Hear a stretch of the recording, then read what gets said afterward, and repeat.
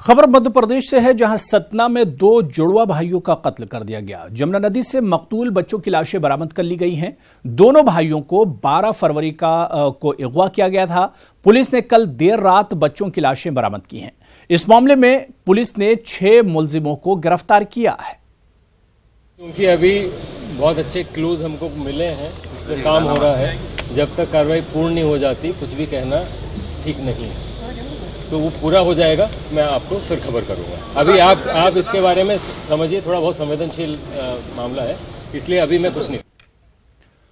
और इस खबर पर बातचीत करेंगे हमारे नुमाइंदे मनोज राठौर भोपाल से हमारे साथ जुड़े हुए हैं। मनोज, इस पूरी वारदात को दिल दहला देने वाली वारदात है। इस पूरी वारदात को पहली नजर में कैसे देखें, क्योंकि एडमिनिस्ट्रेशन इस पूरे मामले को लेकर अभी तक कुछ बताने से कासिर है। क्या ये फिरौती का मामला है या फिर रंजिश का मामला है, कैसे इसे देखा जाए?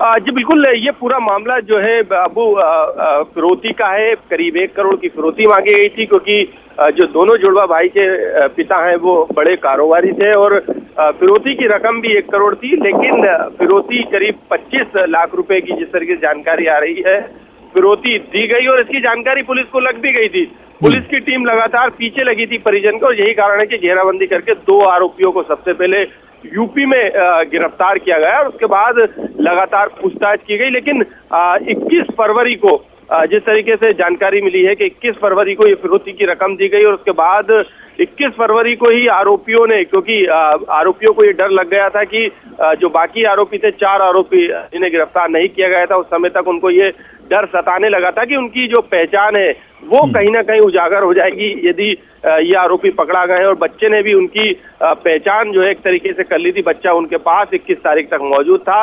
एक दिन मध्य प्रदेश में रहने के बाद बाकी दिन जो है यूपी में बच्चे को रखा इन अपहरणकर्ताओं ने।